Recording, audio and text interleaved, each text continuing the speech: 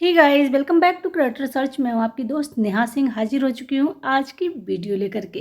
तो ये है आज की वीडियो की कुछ झलकियाँ जिससे आप देख सकते हैं हमारी फुल वीडियो में।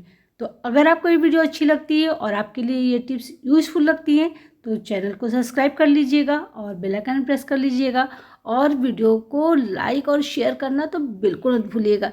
तो चलिए वीडियो को शुरू करते हैं और देखते हैं कि आज की वीडियो में मैं क्या क्या लेकर के आई हूँ जुगाड़ू टिप्स। तो फर्स्ट टिप की तरफ पढ़ते हैं। तो यहाँ पर मैं दूध ले रही हूँ। दूध पीना सभी के लिए बहुत ही फ़ायदेमंद होता है क्योंकि इसमें कैल्शियम भी होता है, प्रोटीन भी होता है जो हमारे हेल्थ के लिए बहुत ज़रूरी है। लेकिन कुछ लोगों को प्रॉब्लम होती है कि जब वो दूध पीते हैं तो उन्हें गैस बनने लगती है। और मैं कुछ और भी बताऊंगी, दूध पीने के फ़ायदे भी बताऊंगी और जो मैं इसमें इस्तेमाल करूंगी उसके भी फ़ायदे बताऊंगी। तो दूध को गर्म जब करिए, गर्म करने के बाद में दूध को हमेशा गुनगुना पीजिए। ये सभी लोग जानते हैं गुनगुना दूध पीने से बहुत फ़ायदा मिलता है और आपका अगर हाई ब्लड प्रेशर के मरीज हैं तो भी कम होता है। तो यहाँ पर मैंने लिया है इलायची पाउडर। आपको लगभग छोटा चम्मच आधा इलायची पाउडर ले लेना है। इलायची पाउडर जब आप दूध में मिला करके पिएंगे तो अगर आपको ब्लड प्रेशर रहता है या आपको शुगर की प्रॉब्लम है तो उससे भी आपको फ़ायदा मिलेगा। दूसरी बात है, अगर आपको गैस बनती है दूध पीने के बाद में या फिर ऐसे ही दूध ना पिए तभी बनती है, तो आप अगर ये इलायची का पाउडर डाल करके दूध पिएंगे ना तो आपकी गैस की समस्या हल हो जाएगी। आपको अगर हाई ब्लड प्रेशर रहता है तो वो भी कंट्रोल रहेगा। आपको चक्कर आते हैं, कमजोरी रहती है तो उसमें भी ये फ़ायदा करेगा। ज़रूर इस टिप को ट्राई करिएगा, उसके बाद में रिजल्ट मुझे ज़रूर बताइएगा। चलिए बढ़ते हैं नेक्स्ट की तरफ। तो ग्रोसरी को स्टोर करना एक सबसे बड़ा सिर दर्द का काम होता है, खासकर गर्मियों में और बरसात के टाइम में। जो दालें होती हैं ना ये अक्सर हमारी ख़राब हो जाती हैं और इसमें पता भी नहीं चलता कि इसमें कीड़े लग गए हैं। जब ये दाल अंदर से इसमें छेद हो जाते हैं, कीड़े अंदर हो जाते हैं, तब हमें पता चलता है कि हमारी दाल ख़राब हो गई। अब वो दाल हम यूज नहीं कर सकते हैं, उसे हमें फेंकना ही पड़ता है और इतनी महंगाई है। तो छोटी सी टिप अगर आप आजमा लेते हैं, जब दाल लेकर के आते हैं तभी वहाँ पर आप ले लीजिए हल्दी पाउडर, थोड़ा सा हल्दी पाउडर लीजिए और बस दाल में अच्छी तरीके से मिक्स कर दीजिए। अब आप दाल को बढ़िया तरीके से बंद करके स्टोर करके रख दीजिए। पूरे साल के साल अगर आप दाल रखे रहोगे तब भी इसमें कीड़े नहीं लगेंगे। आपका दाल सुरक्षित रहेगा और आपके जो फेंक देने से पैसे बर्बाद होते थे वो भी बचे रहेंगे और किसी और काम में आप उसे यूज कर पाएंगे। छोटी सी टिप है लेकिन है बहुत कमाल की, क्योंकि जब चीज़ खराब हो जाती है तो फिर हमें सिरदर्दी के सिवा कुछ नहीं मिलता, परेशानी ही मिलती है। कैसी लगी टिप ज़रूर बताइएगा, पसंद आई हो तो लाइक शेयर करिएगा। चलिए बढ़ते हैं नेक्स्ट की तरफ। तो यहाँ आज मैं बनाने जा रही हूँ एक ही बहुत ही ज़बरदस्त सा सॉल्यूशन जो हमारे क्लीनिंग में काम आएगा, क्योंकि होली आ गई है और घर घर में क्लीनिंग का काम शुरू है। अब महंगे महंगे क्लीनर खरीदने से बढ़िया है हमें यूज किया जाए घर में। तो यहाँ पर मैंने पानी ले लिया है, पानी में डाला है लगभग आधा चम्मच के करीब करीब कंडीशनर। कोई भी कंडीशनर जो आपके पास में हेयर कंडीशनर है उसको ले लीजिए। अब यहाँ पर लेना है जो हमारा ये वाइट विनेगर होता है सिंथेटिक वाला, उसको तो उसको भी हमने ले लिया है लगभग 2 से ढाई चम्मच। अब बस हमारा ये सॉल्यूशन बन करके रेडी है, लेकिन अब हमें इसमें थोड़ी सी महक भी चाहिए तो हम यहाँ पर यूज करेंगे गुलाब जल का। अगर आपके पास में कोई एसेंशियल ऑयल है तो आप उसका भी यूज कर सकते हैं।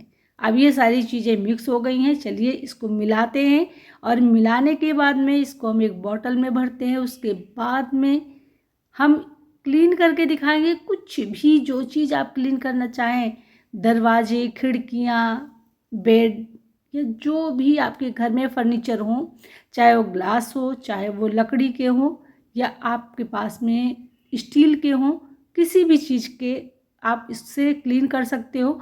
और सबसे बड़ी चीज़ क्या होती है ना, जो हमने यहाँ पर कंडीशनर का यूज किया है इसकी वजह से आपके जो गंदगी है वो दोबारा चीज़ पे नहीं आएगी।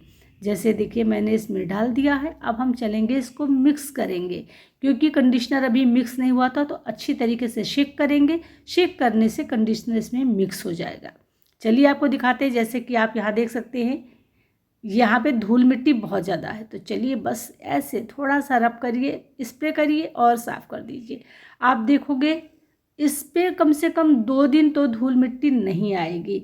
लेकिन अभी आप सोच रहे होंगे कि ऐसे कैसे हो सकता है, तो चलिए आपको मैं धूल मिट्टी गंदगी वाली जगह पर दिखाती हूँ इसको क्लीन करके। तो यहाँ पर देख सकते हैं इस टेबल को, ये टेबल बहुत गंदी है, हर चीज़ में दाग धब्बे लगे हुए हैं, धूल मिट्टी लगी हुई है।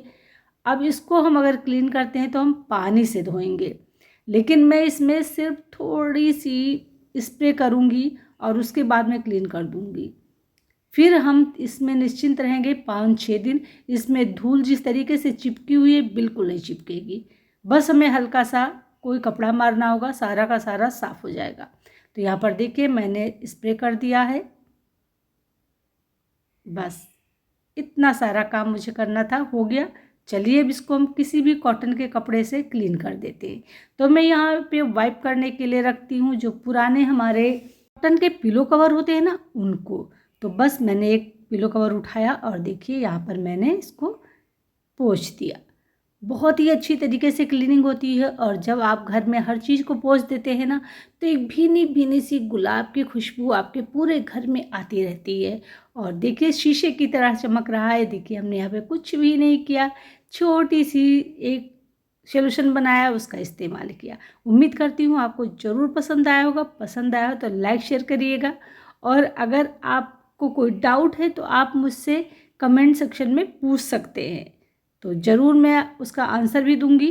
तो देखिए इस तरीके से सॉल्यूशन बनाइए और पूरी होली में क्लीनिंग से निश्चिंत हो जाइए। आपको महंगे महंगे क्लीनर खरीदने की कोई ज़रूरत नहीं है, घर में बनाइए। क्योंकि मैं कोशिश करती हूँ मैं घर में ही बना करके क्लीन करूँ। चलिए अब हम बढ़ेंगे नेक्स्ट की तरफ। तो हमसे यह छोटे छोटे हादसे होते रहते हैं, कभी हम करते हैं, कभी हमारे बच्चों से हो जाता है। लेकिन अब हम इसको क्लीन कैसे करें? अगर ये सूख जाएगा तो ये बिल्कुल से साफ़ नहीं होगा, लेकिन मैं आपको इसको साफ़ करके दिखाऊंगी और भी चंद सेकेंड में। नेल पेंट जहाँ पर लग जाता है वहाँ से बिल्कुल नहीं निकलता है। तो यहाँ पर आपको लेना है थोड़ा सा नमक, वही नमक जो हम लोग घर में खाने में यूज करते हैं। और अब आपको ले लेना है एक छोटा सा कोई कपड़ा। तो मैंने यहाँ पर देखिए कॉटन की हैंकी ले ली है और बस रब कर दिया है। आप देखेंगे पलक झपकते ही सारा का सारा नेल पेंट रिमूव हो गया है, बिल्कुल निकल गया है। ये देख सकते हैं, कहीं पर उसका निशान तक नहीं बचा है। तो उम्मीद करती हूँ ये छोटी सी टिप थी, लेकिन आपको पसंद आई होगी। पसंद आई हो तो लाइक शेयर ज़रूर करिएगा। क्योंकि अगर इस तरीके से गंदगी लग जाती है या कोई चीज़ गिर जाता है तो क्लीन करना थोड़ा सा मुश्किल होता है। लेकिन आज के बाद में इस चीज़ की टेंशन ख़त्म कि नेल पेंट गिर गई है तो हम कैसे साफ़ करें। नमक उठाइए, रब करिए और चकाचक हो जाएगा आपका घर, जहाँ पर भी गिरा होगा नेल पेंट। है ना कमाल का आइडिया? पसंद आया तो लाइक शेयर करिएगा। चलिए बढ़ते हैं नेक्स्ट की तरफ। जैसा कि मटर का सीजन जाने वाला है और हम लोग मटर मंगा करके छील करके स्टोर कर रहे हैं। लेकिन क्या होता है, बहुत सारे लोगों ने मुझसे कमेंट करके पूछा है कि मटर को जब हम लोग रख देते हैं तो थोड़े दिन बाद या तो उसमें बर्फ़ जमने लगती है या फिर वो बर्फ़ जम करके गल जाती है, ख़राब हो जाती है। तो ऐसा क्या करें जिससे कि हमारा मटर सुरक्षित रखा रहे।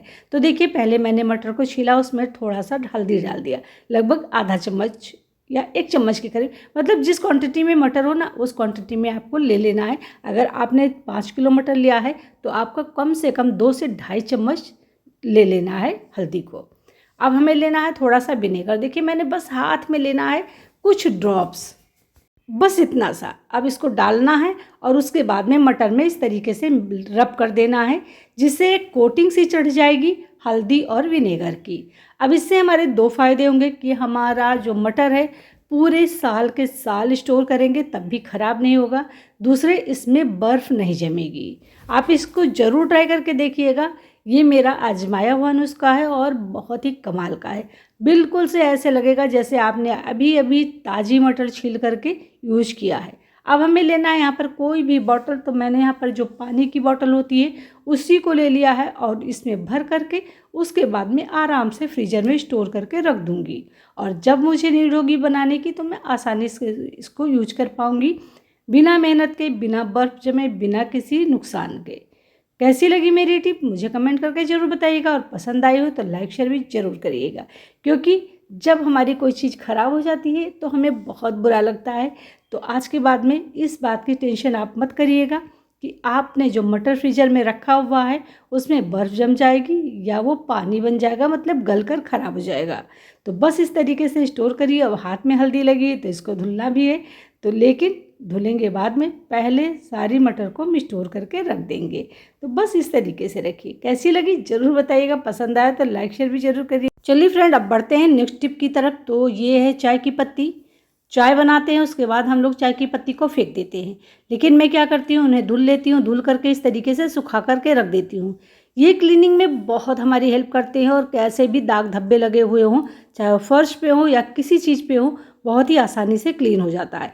कैसे, चलिए आपको मैं बिल्कुल डेमो दिखाती हूँ। तो आप यहाँ पर देख सकते हैं फर्श पर बहुत ज़्यादा गंदगी लगी हुई है, देख सकते हैं कितनी ज़्यादा गंदगी लगी हुई है। अब हम इसको साफ़ करने के लिए धुलेंगे या फिर रगड़ेंगे कोई चीज़ तब साफ़ होगा, लेकिन मैं इसको साफ़ करूँगी 1 सेकेंड में, बिल्कुल बिना हाथ लगाए और बहुत ही आसानी से। तो मैंने यहाँ पे ले लिया, देखिए नॉर्मल सा पानी। मैं स्प्रे में भर के रखती हूँ पानी, जैसे कहीं पर भी मुझे कुछ साफ़ करना हो, वाइप करना होता है तो मैं इस तरीके से डाल देती हूँ। अब मैं यहाँ पर जितनी भी गंदगी लगी थी वहाँ पर पानी डाल दिया, मतलब उसको भिगो दिया। अब चाय की पत्ती जो मैंने सुखा कर रखी थी उसको इस तरीके से डाल दूँगी, उस पर छिड़क दूँगी। तो ये कितनी ज़्यादा गंदगी लगी हुई है, दाग धब्बे लगे हुए हैं, तो बस इसको ऐसे ही छोड़ देना है थोड़ी देर के लिए। उसके बाद में मैंने एक सॉक्स पहना पुराना और उसके बाद में इस तरीके से रब कर दिया। फर्श पे कितने भी दाग धब्बे लगे हुए हों, कितनी भी गंदगी जमा हो, कालापन आ गया हो, आप इस तरीके से चाय की पत्ती से रब करते ही बिल्कुल देखेंगे कि वो चमचमाने लगेगा फर्श, बिना दाग धब्बे के। ऐसे लगेगा जैसे हमने टाइल क्लीनर यूज किया हुआ है, इस तरीके से साफ़ होगा।